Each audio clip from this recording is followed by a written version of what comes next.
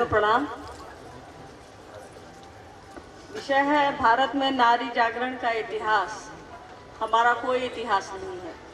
अगर नारी जागरण की बात होगी तो हमारा कोई इतिहास नहीं है। अफसोस की बात है, ये कहीं भी नहीं है भारत के संदर्भ में, हमारे देश के संदर्भ में। क्योंकि विषय यही है तो हमारा कोई इतिहास नहीं है। हजारों साल से हम सो रहे हैं, नींद से हैं, गुलामी की नींद से हैं, पिछड़ेपन की नींद से हैं। किसी ने न जागने दिया न हमने जगने की कोशिश की, सोए ही हैं। हाँ, एक आदमी ने हमारी तंद्रा तोड़ी है पिछले 30 सालों से, आपके बीच बैठे हैं, हमारे अस्तित्व का भान कराया है। उन्होंने यह नहीं कहा कि नारी तुम केवल श्रद्धा हो, विश्वास हो। उन्होंने कहा कि तुम शिव का शिष्य हो सकती हो। उठो, साथ चलो, साथ बढ़ो, मुझसे आगे बढ़ो। मेरे विश्वास से भी आगे एक अलग आसमान है तुम्हारे लिए, महादेव का आसमान है तुम्हारे लिए। ये किसी ने नहीं कहा था, हमारे और आपके लिए। माफ़ करेंगे, आप लोगों की बात चूंकि कम है इसलिए महिलाओं की तरफ ज़्यादा ध्यान दे रहा है आदमी। साहब हरिंद्रानंद जी ने और दीदी नीलम आनंद जी का जो संकल्प है वो नारी जागरण का इतिहास है। वो एक एग्जाम्पल है, वो एक ज्वलंत प्रमाण है, क्योंकि इसके अलावा कोई इतिहास नहीं है हमारा। प्राचीन काल में भी कई लोग हुए हैं और गिने चुने हैं, वो उदाहरण नहीं माने जा सकते। कलछुल और किचन संभालते संभालते हम आप कब शिव चर्चा करने लग गए पता नहीं चला हमको और आपको। आध्यात्मिक जागरण मन का जागरण है। मन से हम लोग जाग गए हैं। शरीर सोया रहता है, अगर मन सोया रहेगा तो हम आप जानवर हैं। मन जगा है तभी यह जागरण है। अपनी सोच के लिए, अपने अधिकारों के लिए साहब ने, दीदी ने हम लोगों को जगा दिया गया है। ऐसा नहीं है, ये ध्यान देंगे, हो सकता है मेरी बात बुरी लगे, कि हम लोग सिर्फ शिव चर्चा में ही बोलते हैं। हम लोग अब अपने घरों में भी बोलते हैं, अपने अधिकारों के लिए, अपनी बेटियों के लिए बोलते हैं।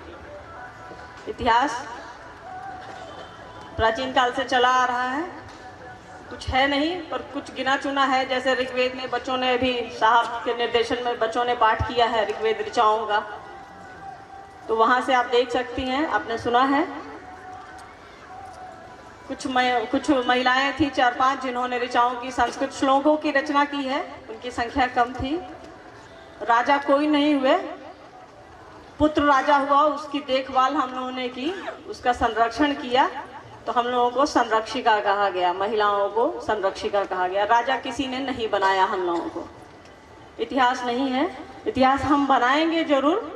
आने वाली नस्लें जब भी नारी जागरण की बात करेगी तो वो शिव शिष्यता की बात करेगी, तभी नारी जागरण की बात होगी। प्राचीन काल में कई शासकों ने अपने नाम के साथ, हर घर में पिता के नाम के साथ टाइटल लगता है, और प्राचीन काल में कुछ ऐसे लोग थे जो अपनी माँओं का टाइटल लगाते थे। तो राजा हैं गौतमी पुत्र शातकर्णी। गौतमी उनकी माँ का नाम था, पर उस खानदान में, उस वंश ने किसी औरत को राजा नहीं बनाया, किसी को शासक नहीं बनाया, बस नाम ले लिया। नाम तो आप वर्षों से देते आए हैं, देवी कहते हैं हम लोगों को, बस कह ही लेते हैं, बाकी असर कहाँ कुछ है। जागरण कुछ लोगों से नहीं होगा, जब भी होगा जन सामान्य से होगा। कुछ लोगों ने शासन किया, रजिया सुल्तान थी, रानी लक्ष्मीबाई, आधुनिक काल में आप इंदिरा गांधी का हम आप नाम सुनते हैं, पर ये उदाहरण नहीं हो सकते, अपवाद हैं ये। उदाहरण कभी भी जन सामान्य पर लागू होगा, अपवाद लागू नहीं होता है। लाचार है हम आप, इतिहास लाचार है। आप कहीं से भी इस बात को शुरू करेंगी तो शिव शिष्यता को महिलाओं के जागरण का आरंभ बिंदु मानना पड़ेगा। कोई उपाय नहीं है हमारे आपके पास, लाचार हैं आप। समय आगे बढ़ा, हम वहीं के वहीं रह गए।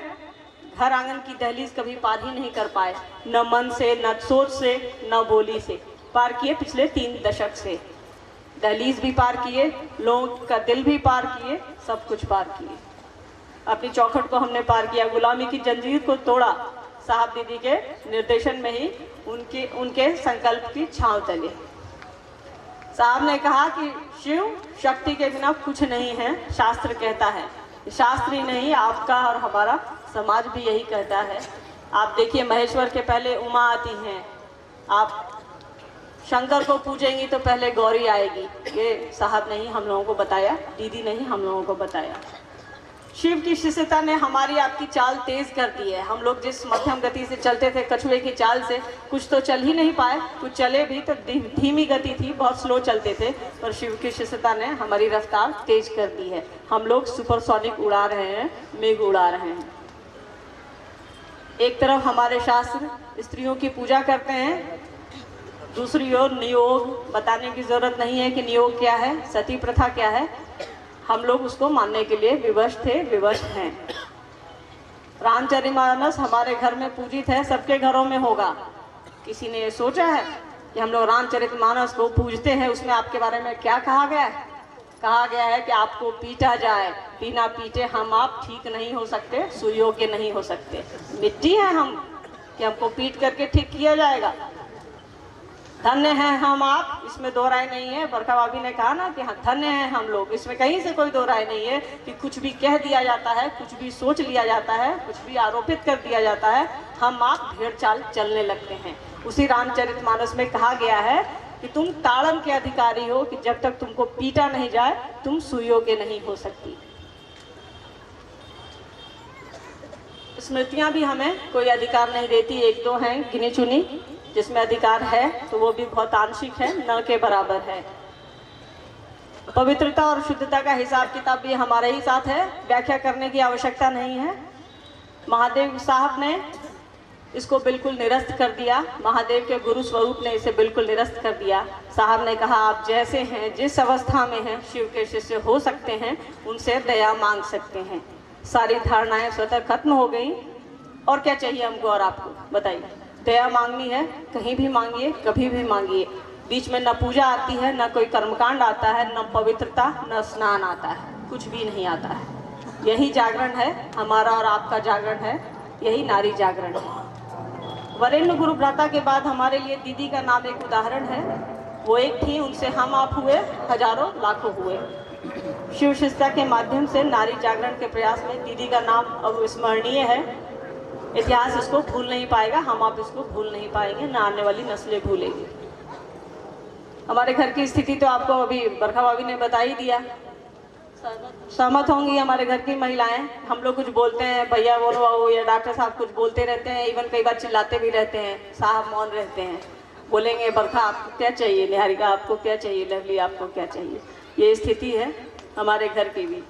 आपको पता होगा साहब की जन्मस्थली अवलोरी है, दीदी की मनातू।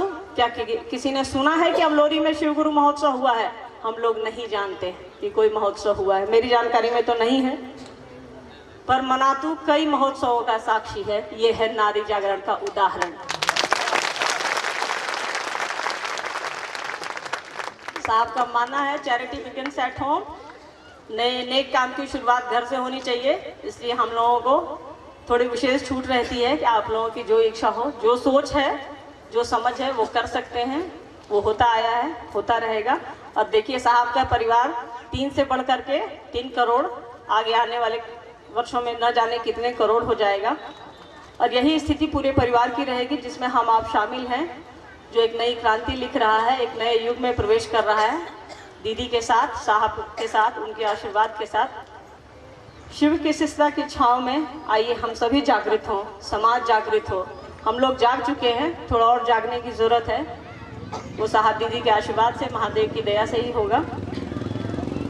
सम्मान देना और सशक्त होना दोनों दो चीज़ें हैं। आपको कोई सम्मान दे सकता है, पर मजबूत आपको खुद होना होगा। शिव की शिष्यता ने हमें सम्मान दिलाया। सशक्त आप खुद हो ले, हम खुद हो ले, इतना तो हम आप कर ही सकते हैं। अब इससे ज़्यादा और क्या चाहिए। आपके प्रयास में महादेव की दया हो, साहब दीदी के आशीर्वाद सन्निहित हो, यही मेरी कामना है। आप सभी आगे बढ़िए।